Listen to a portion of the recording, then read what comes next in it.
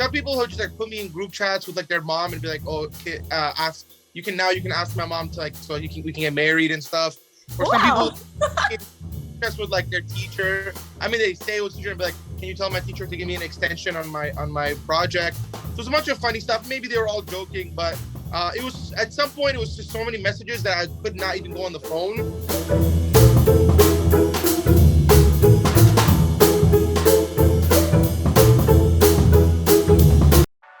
Hello, it's nice to meet you. My name is Munabella and I'm from Era. So I have a few questions for you. Let's talk about your last tour before COVID lockdown. And you were in Malaysia before.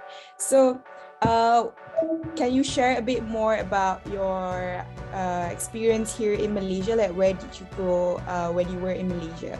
Yeah, I mean, obviously we didn't have too much time because kind of COVID really started to hit right when we got to Malaysia. So I'm happy we got the show. But you know, the whole experience was fun. I got to Malaysia. I got like a Malaysian phone number for like a couple of days. That blew up, and that was the whole thing. Yeah, I know. But that was a bad idea because there was too many people on my WhatsApp. I had to just shut down my phone. But you know, overall we didn't get to spend too much time in Malaysia, sadly, because COVID was like just about to peak.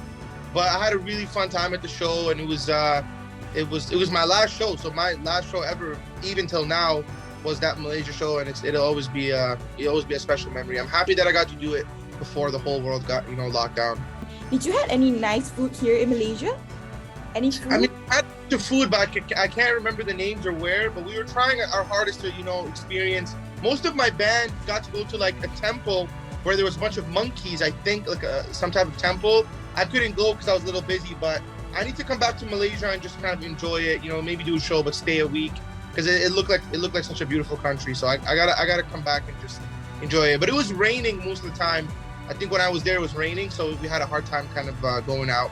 So we wanted to know that have you ever had any experience where you had the lowest point in your life, so that you were inspired to make all this music and great songs from you?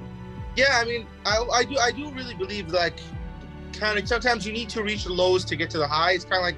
But everyone else says like life is a roller coaster, and without the lows, then the highs won't feel like highs, and without the highs, then the lows won't feel like lows. And so, I definitely try to draw inspiration from like the good and bad times. And so, some songs are come from like low points, and some songs come from high points. So let's talk about your new song, "Perfect." It's such a beautiful song. Congratulations! Thank you. So, is it based on your own experience?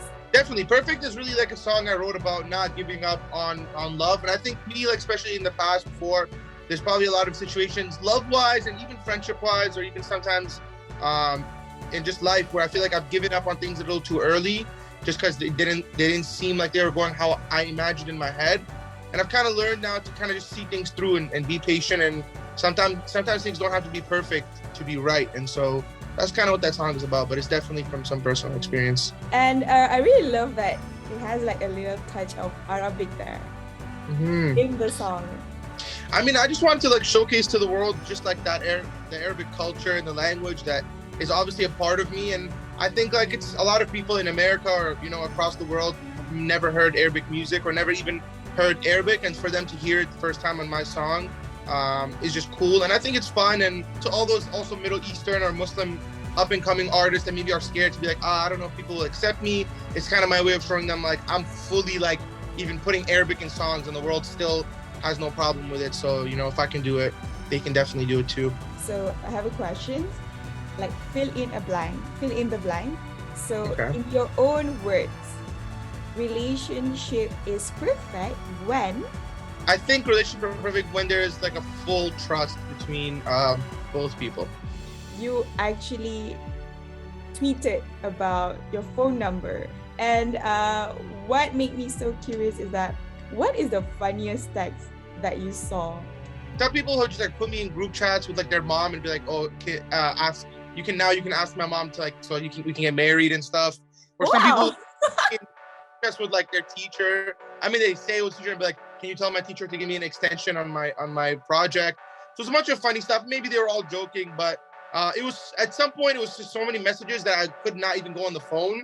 So I tried to do it because I have that in America, but it's like an app and it's more organized. But in Malaysia, I just went to the store and I just got like a Malaysian number.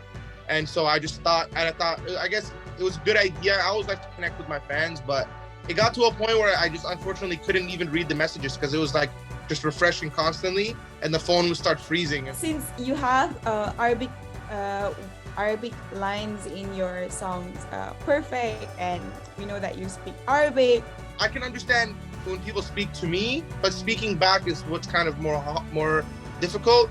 So, you know, maybe I need to go to like some Arabic classes to make sure I'm before I go back to the Middle East, I need to get some classes, I think. Can you share with me your favorite romantic Arabic words?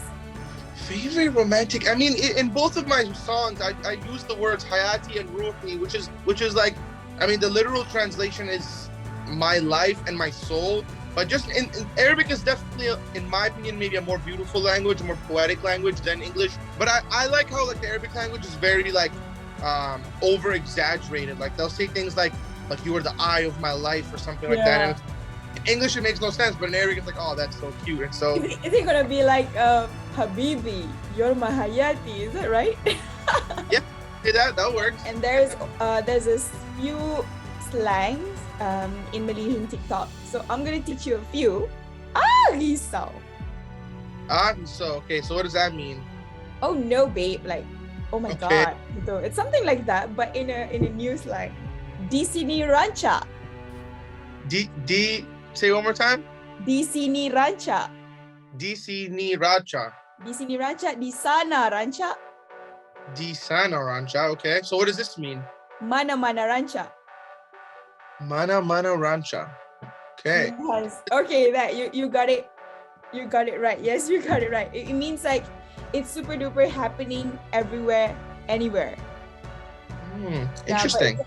And that's what everyone's saying in Malaysia on Malaysian TikTok right now, huh? Yes. When you come here for a concert, you can say di sini rancha, di sana rancha, mana-mana rancha. I gotta remember that for when I come, so everyone will go crazy in the crowd then. The last one, I really want you to say something to your Malaysian fans. All my Malaysian fans, you guys know I love you. I will show you guys extra love. I can't wait to come back to Malaysia and hopefully do another show and just have a good time with you guys. But I hope everyone's staying safe. Hope, just always sending my love to you guys, and I can't wait to see you soon. Hey, what's up? This is Ali Gatie, and this is Era Music Hit 13.